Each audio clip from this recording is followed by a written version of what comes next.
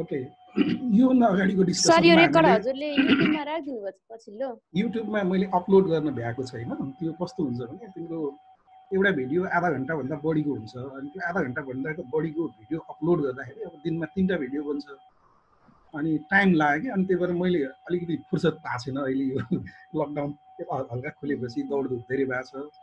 अब यसलाई एक दिन मजाले फुर्सद निकालेर जम्मै अपलोड गर्छु। मैले हेरेको थिएँ त्यहाँ 4-5 वटा मात्रै भेटाएँ त्यही भएर 4-5 वटा होइन मैले 10-12 वटा चाहिँ अपलोड गरेको छु। ओके ल सुरु गरौँ है त। योभन्दा अगाडिको डिस्कसनमा हामीले पार्शियल कोरिलेसनको बारेमा हामीले पढ्यौँ। पार्शियल कोरिलेसन र सिम्पल कोरिलेसनमा नर्मली के डिफरेन्स हुन्छ भन्ने हामीले के देख्यौँ भन्दाखेरि सिम्पल कोरिलेसनमा निरपेक्ष रूपमा हामीले दुईटा भेरिएबलको मात्रै रिलेसन कस्तो छ भनेर हेर्छौँ हैन, पोजिटिभ नेगेटिभ रिलेसन कस्तो छ भनेर। त्यो दुईटा भेरिएबललाई को रिलेसनलाई असर पार्ने अरू फ्याक्टरहरूलाई त्यसमा कन्सिडर गरिन्छ, त्यसलाई इग्नोर गरिन्छ। त्यो सिम्पल कोरिलेसन भयो जसलाई हामीले जिरो अर्डर कोरिलेसन पनि भन्छौँ। यो जुन R12 R13 R23 हुनेछ नि यिनीहरू जिरो अर्डर कोरिलेसन। अनि पार्शियल कोरिलेसनमा हामीले के गर्यौँ भन्दाखेरि out of a given set of variable भनेको भन्नु दुईभन्दा बढी भएको जति पनि भेरिएबलहरू छ 3 भेरिएबल 4 भेरिएबल होला हैन, out of a given set of variable हामीले 3 भेरिएबलको मात्रै केस गर्छौँ यहाँ त। अब म्यानुअल क्यालकुलेसन सम्भव हुँदैन 4 भेरिएबलको केसमा, एकदमै लामो हुन्छ हैन। त्यही भएर जस्तै 3टा भेरिएबल छ भने त्यो 3टा भेरिएबल मध्ये कुनै दुईटा भेरिएबलको बीचको रिलेसनशिपलाई हामीले अब्जर्भ गर्ने। तर त्यो अब्जर्भ गर्दाखेरि के गर्ने भन्दाखेरि थर्ड भेरिएबलको इफेक्टलाई हामीले कन्ट्रोल गर्ने। कन्ट्रोल गरेर यदि कुनै दुईटा भेरिएबलको थर्ड भेरिएबलको इफेक्टलाई कन्ट्रोल गरेर कुनै दुईटा भेरिएबलको हामीले रिलेसनशिपलाई अब्जर्भ गर्छौँ भने मेजर गर्छौँ भने त्यसलाई हामीले पार्शियल कोरिलेसन भन्ने गरिन्छ। यो हामीले पढाएको थियौँ। अब मल्टिपल कोरिलेसन के हो त? जब हामीले मल्टिपल कोरिलेसनको बारेमा कुरा गर्छौँ, मल्टिपल कोरिलेसन भनेको वान डिपेन्डेन्ट भेरिएबल, ख्याल गरौँ है, one dependent variable and many independent भेरिएबल्सहरूको बिचको रिलेसनलाई मल्टिपल कोरिलेसन भनिन्छ। कुरो बुझ्यो नि? One dependent variable and many independent variable. Many भनेको एउटा होइन, एउटा भन्दा बढी भन्न खोजेको, दुईटा तीनटा चारवटा जति पनि हुन सक्छ हैन। त यो मल्टिपल कोरिलेसनको केसमा हामीले जहिले पनि भेरिएबलहरूलाई दुईटा क्याटेगोरीमा डिभाइड गर्छौँ। एउटा क्याटेगोरी अफ भेरिएबल चाहिँ के हुन्छ भने डिपेन्डेन्ट भेरिएबल हुन्छ हैन, जसलाई अरू भेरिएबलहरूले असर पार्छ। अर्को इन्डिपेन्डेन्ट भेरिएबलहरू हुन्छ जुन इन्डिपेन्डेन्ट भेरिएबलहरूले डिपेन्डेन्ट भेरिएबललाई असर पारेको हुन्छ। त्यसकारणले यहाँनिर हामीले just we are going to consider the statistical relationship between one dependent variable, ख्याल गरौँ डिपेन्डेन्ट भेरिएबल वान भनेको छु मैले, and many independent variables, then we are going to calculate this multiple correlation. एउटा डिपेन्डेन्ट भेरिएबल र many independent भेरिएबलको बिचको यदि रिलेसन हामीले क्यालकुलेट गर्नु पर्यो भने we calculate multiple correlation. Statistical relation चाहिँ मल्टिपल कोरिलेसनले दिन्छ। And multiple correlation is normally denoted by capital R. र यसलाई यस्तो लेखिन्छ जस्तै हामीसँग suppose we have 3 variables, variable 1 2 and 3, and among variable this 3 variables, न suppose that variable 1 is dependent variable. यदि भेरिएबल 1 डिपेन्डेन्ट भेरिएबल हो र भेरिएबल 2 and 3 इन्डिपेन्डेन्ट भेरिएबल हो भने multiple correlation between variable 1 dependent variable 1 and 2 independent variable 2 and 3 is written as R1.23 यसरी लेखिन्छ।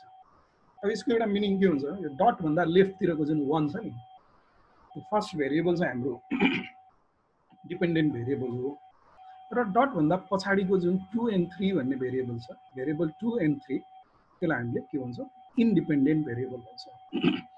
अब यसले के देखाउँछ भन्दाखेरि it shows the association between a dependent variable 1, dependent variable is 1, dot भन्दा लेफ्टतिरको डिपेन्डेन्ट भेरिएबल भयो, एन्ड 2 इन्डिपेन्डेन्ट भेरिएबल्स 2 and 3, दुईटा इन्डिपेन्डेन्ट भेरिएबल 2 र 3, and it is given by using this formula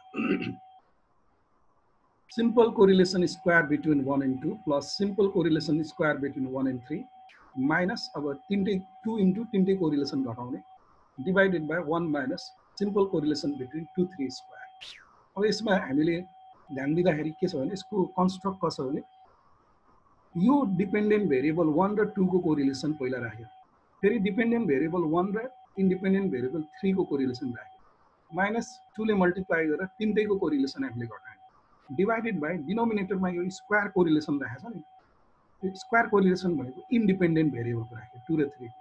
त्यस कारणले यहाँनिर अब कुन चाहिँ भेरिएबल डिपेन्डेन्ट हो र कुन चाहिँ भेरिएबल इन्डिपेन्डेन्ट हो पहिला आफूले त्यो क्लियर गर्नुपर्छ, ठिक छ नि, त्यो क्लियर गर्नुपर्छ र त्यो क्लियर गर्नको निमित्त क्वेसनलाई राम्ररी बुझ्नु पर्यो हैन, क्वेसनलाई राम्ररी बुझ्नु पर्यो। क्वेसनमा चाहिँ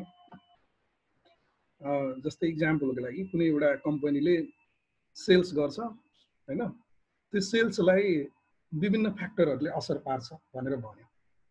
एउटा फ्याक्टर भनेको एडभर्टिजमेन्ट हो, अर्को फ्याक्टर भनेको सेल्सम्यान हो हैन, सेल्सम्यान र सेल्सम्यानको भनौँ न क्यापेसिटी वा उसको नलेज जस्ता कुराले पनि असर पार्छ, स्किल हैन।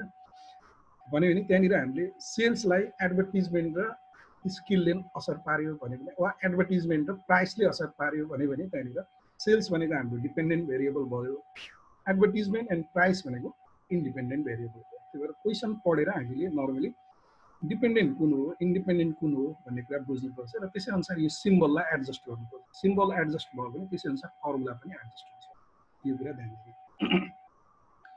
अब मल्टिपल कोरिलेसन नर्मली हामीले यही फर्मुलाबाट क्याल्कुलेट गर्छौँ र यो आर स्क्वायर भन्छ कि यो आर को स्क्वायर, क्यापिटल आर को स्क्वायरलाई हामीले के भन्छौँ भन्दाखेरि कोएफिसिएन्ट अफ मल्टिपल डिटर्मिनेसन, त्यसलाई हामीले कोएफिसिएन्ट अफ मल्टिपल डिटर्मिनेसन भन्छौँ।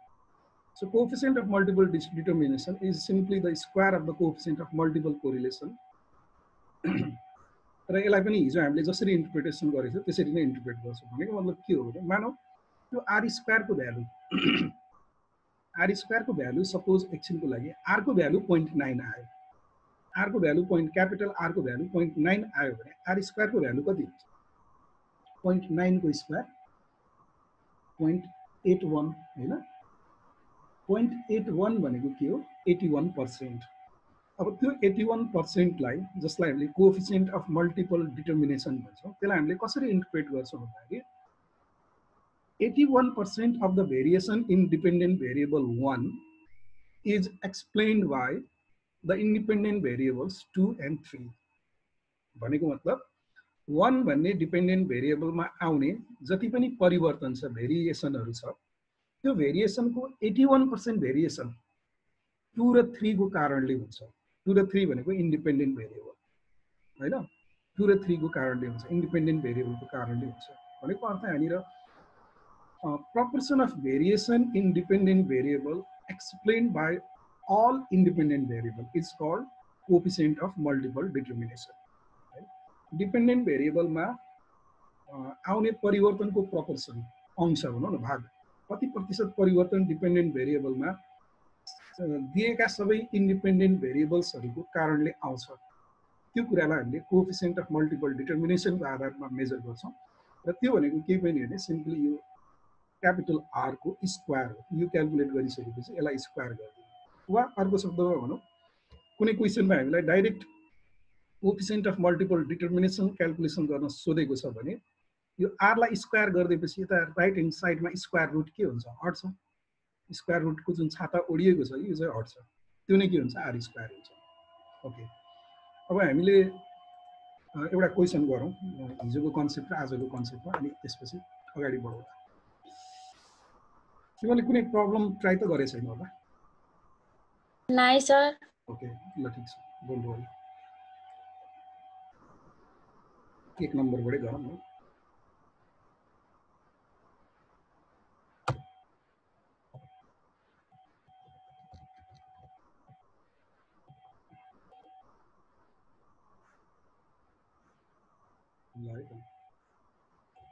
एक नम्बरमा आएर सिम्पल एउटा क्वेसन छ। यसमा के भनेको छ भन्दाखेरि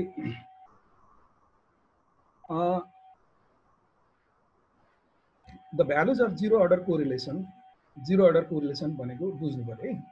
values of zero order correlation coefficients are R1 to 0.4, R13 0.6, R23 0.5। या क्याल्कुलेट गर्नु पर्दैन, हामीलाई दिएकै छ। हामीलाई गिभेन के छ भन्दाखेरि गिभेन जीरो अर्डर भनेको simple correlation, zero order correlation between one भनेको x1 रहेछ, भेरिएबल x1 एन्ड x2, यसलाई हामीले r12 भनेर लेखेका छौँ। यो चाहिँ हाम्रो कति छ 0.4 छ, क्वेसनले दिएको 0.4, ठीक छ नि। Zero order correlation between variable x1 and x2 that is r12 is 0.4। अनि त्यस्तै गरी जीरो अर्डर कोरिलेसन बिट्विन अर्को variable x1 and x3, x1 and x3 चाहिँ कति दिएको छ 0.6 दिएको छ। अनि त्यस्तै गरी zero order correlation between 2 and 3, zero order correlation between x2 and x3 and 3 is 0.5 दिएको छ, 0.5। अब हामीलाई नम्बर 1 मा निकाल्नु पर्ने के छ, एकचोटि नम्बर 1 हेरौँ। नम्बर 1 ले के भनेछ भने correlation coefficient of x1 and x2 when x3 is constant, हैन। यसले सोधेको के भन्दाखेरि correlation coefficient of x1 and x2 when x3 is constant भन्न खोजेको के हो यसले, correlation coefficient controlling the effect of 3, 1 र 2 को बीचको कोरिलेसन 3 लाई हामीले कन्ट्रोल गरेर त्यसलाई कन्स्ट्यान्ट राखेर त्यसको इफेक्टलाई कन्ट्रोल गर्ने त्यो निकाल्ने भनेको। यो निकाल्ने भन्नुको अर्थ हामीले सिम्पली r12 निकाल्छौँ है, इज गिभन बाई ल्याङ्ग्वेज पुरा लेखौँ। अब यसको लागि हाम्रो फर्मुला, मैले फर्मुला पहिले टाइप गरेर आएको छु, यो फर्मुला हामीले युज गर्छौँ, ठिक छ।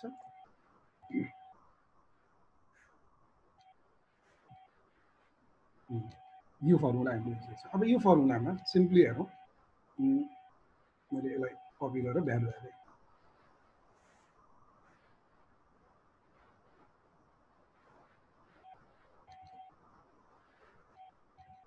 यसमा हेरौँ, r12 भनेको 0.4 छ, 0.4 हैन।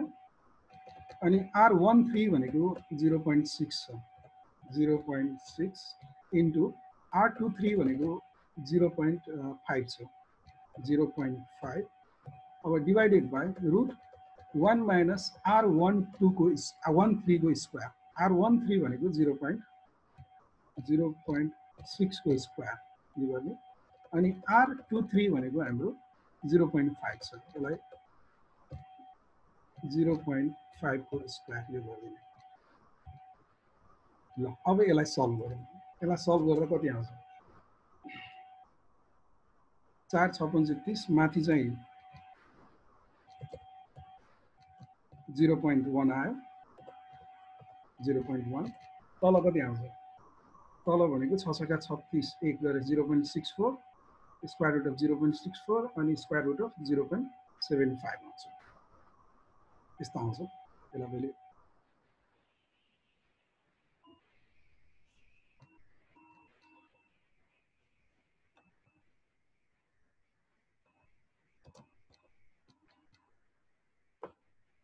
यही सल्भ गरेँ त। यो पार्ट चाहिँ हाम्रो 0.1 आउँछ, 0.1। अब यो के हुन्छ भने 1 मा 0.36 घटाउँदाखेरि यो 0.64 आउँछ है, 0.64 आउँछ। अनि त्यस्तै गरी यो 1 मा 5 पछि 25 0.25 घटाउँदाखेरि 0.75 आउँछ।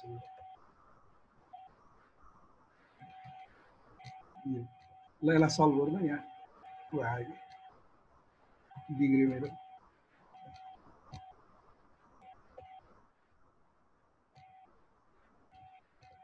0.14 आउँछ। ल ठिक छ, 0. यो सल्भ गरौँ, यो डिनोमिनेटर हो, यो माथि गयो 0.14 0.14 ल 0.14 आउँछ फाइनल एन्सर।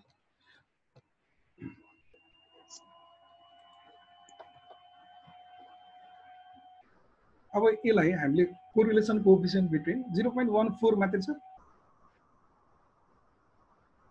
49 पछाडी 144 1449 4 3 4 144 3 ल ठिकै छ 1453 छ सर ल ओके अब हाम्रो यहाँनिर 1 नम्बरको भयो 2 नम्बरमा हामीलाई के सोधेको छ 2 नम्बरमा corresponding coefficient of determination भनेर सोधेको छ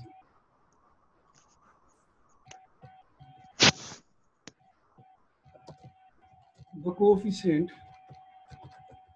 of partial determination यसलाई हामीले के गर्छौं r स्क्वायर गर्ने हो r स्क्वायर अनि 12.3 यो गर्ने हैन coefficient of determination क्याल्कुलेट गर्दा यो भनेको कोरिलेसन को स्क्वायर हो 0.14 को स्क्वायर हो 0.14 को स्क्वायर कति आउँछ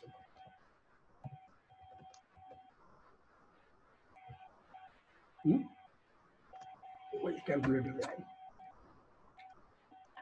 0.0196 0.0196 तिम्रो यो एन्सर अलिकति फरक किन पर्छ भने हामीले डेसिमल पछि दुईटा अंक मात्र राखेछौं हैन त्यही भएर फरक पर्छ तीनटा अंक राख्यो भने अलिकति बढी कति थियो रे यो चाहिँ मैले एउटा 144 सर माथि 14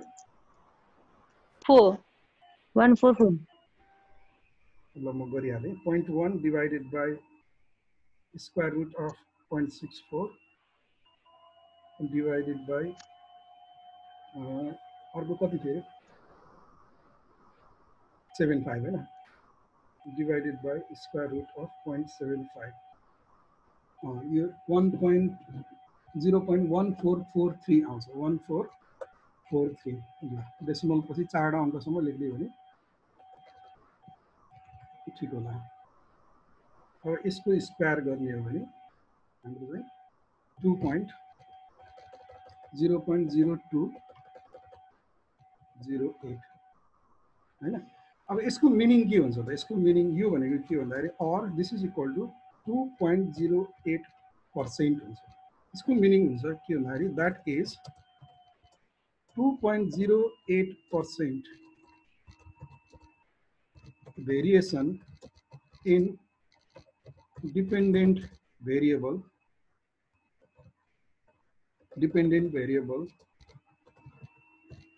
is associated with independent variable while controlling the effect of कुन भेरिएबल को कन्ट्रोल गरेछौ भेरिएबल 3 यसरी बुझ्नु पर्यो यो थर्ड भेरिएबल को इफेक्टलाई कन्ट्रोल गर्दा यो 1 र 2 मध्ये अब यहाँनिर हामीलाई एउटा प्रब्लम के हुन्छ यो 1 र 2 मध्ये डिपेन्डेन्ट कुन हो इन्डिपेन्डेन्ट कुन हो भन्न सक्दैन पुरो बुझ्यो नि त्यही भएर यहाँनिर भन्न सक्दैन त्यो भन्नको लागि हामीलाई थ्योरी चाहिन्छ थ्योरीले गाइड गरेको हुनुपर्छ जस्तै सेल्स र एडभर्टाइजमेन्टको रिलेसन हेर्दैछौँ सेल्समा एडभर्टाइजमेन्टले के असर पार्छ भनेर यदि हामीले हेर्दैछौँ र प्राइसको इफेक्टलाई हामीले कन्ट्रोल गर्दैछौँ भने त्यहाँनिर प्राइसको इफेक्टलाई कन्ट्रोल गरेर सेल्सलाई एडभर्टाइजमेन्टले के असर पार्छ भनेर हेर्दैछौँ नि सेल्स डिपेन्डेन्ट भेरिएबल भयो एडभर्टाइजमेन्ट इन्डिपेन्डेन्ट भेरिएबल त्यस कारणले एडभर्टाइजमेन्ट एक्सपेन्डिचरमा भएको चेन्जले सेल्समा चाहिँ 2.08% चेन्ज ल्याउँछ प्राइसको इफेक्टलाई हामीले कन्ट्रोल गर्यो त्यो सेन्समा हामीले के गर्नु पर्यो इन्टरप्रेट गर्नु पर्यो ठिक छ नि ओके दिस इज अबाउट यो भयो अब यो पनि गर्न सकिन्छ 2 नम्बरको अब यसपछि 3 नम्बरको हेरौँ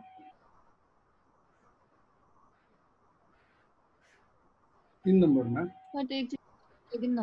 हजुर साह्रै छैन ल ल सार्नु एकचोटि फेरि बुझाइदिनु न के कुन चाहिँ बुझाइदिनु न जुन थ्योरी छ नि तलको त्यही त यो 1 र 2 भन्ने दुईटा भेरिएबलको हामीले कोरिलेसन निकालेछौँ। थर्ड भेरिएबलको इफेक्टलाई कन्ट्रोल गरेर हैन। अब यो आर स्क्वायर को मिनिङ के हुन्छ भने कोएफिसिएन्ट अफ डिटर्मिनेसन हुन्छ।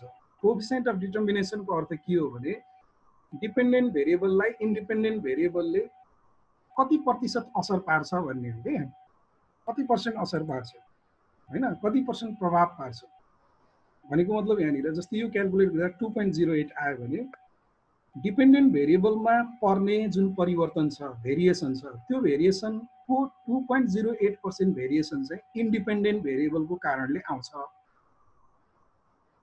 त्यही भने थर्ड भेरिएबलको इफेक्टलाई कन्ट्रोल गरेर यदि हामीले 1 र 2 मध्ये कुनै एउटा डिपेन्डेन्ट भेरिएबल हो, कुनै एउटा इन्डिपेन्डेन्ट भेरिएबल हो, मानौ 1 र 2 मध्ये थर्ड भेरिएबलको इफेक्टलाई हामीले कन्ट्रोल गरेछौँ। थर्ड भेरिएबलको इफेक्टलाई कन्ट्रोल गर्दा यो डिपेन्डेन्ट भेरिएबलमा आउने परिवर्तनलाई इन्डिपेन्डेन्ट भेरिएबलले कति प्रतिशत असर पार्छ भनेर यदि हामीले हेर्नु पर्यो भने त्यो चाहिँ 2.08% भन्ने बुझ्नु पर्यो। त्यही मैले भने के, मैले सेल्स र एडभर्टिजमेन्टको इक्जाम्पल दिएँ। तिमीसँग तीनटा भेरिएबल छ, सेल्स, एडभर्टिजमेन्ट र प्राइस। अब तिमीले सेल्स र एडभर्टिजमेन्टको इफेक्ट रिलेसनलाई हेर्दैछौ, तर सेल्ससित प्राइसको पनि सम्बन्ध हुन्छ हैन। मूल्य बढ्दा बिक्री घट्ला त्यो पनि हुन सक्छ हैन, र थ्योरिटिकल रिलेसन छ नि त त्यसको। अनि त्यसले गर्दाखेरि यहाँनिर अब प्राइसको इफेक्टलाई हामीले कन्ट्रोल गर्ने, खालि सेल्समा एडभर्टिजमेन्टको इफेक्ट मात्र के छ भनेर हेर्ने हो भने त्यस्तो बेलामा सेल्समा हुने परिवर्तन जति परिवर्तन हुन्छ, सेल्समा जति चेन्ज हुन्छ, त्यो चेन्जको 2.08% चेन्ज एडभर्टिजमेन्टको कारणले हुन्छ भनेको है ल। बुझे। अब यो 3 नम्बरको एउटा गर्नु पर्ने, यो लाइन जान लाग्छ, ख्याल गरौँ है। लाइन भनेको कनेक्सन।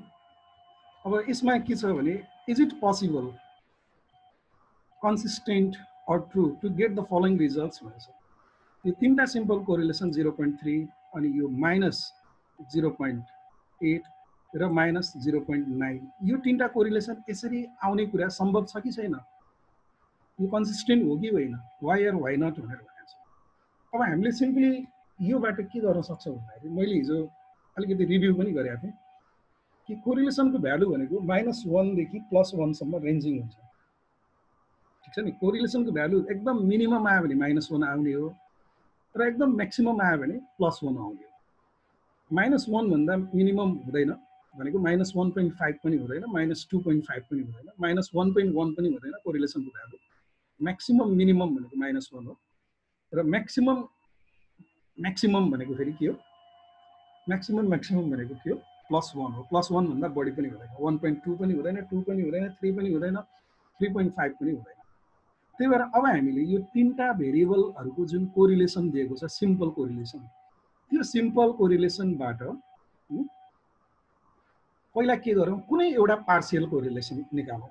वेदर, अब हामीले के लेख्छौँ भने whether the given simple correlations between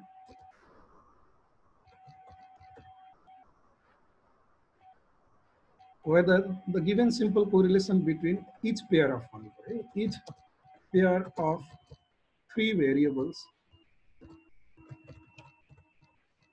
are possible or not। हामीलाई यो सोधेको है। अब हामीले यसलाई ल्याङ्ग्वेज फर्ममा लेख्दाखेरि टु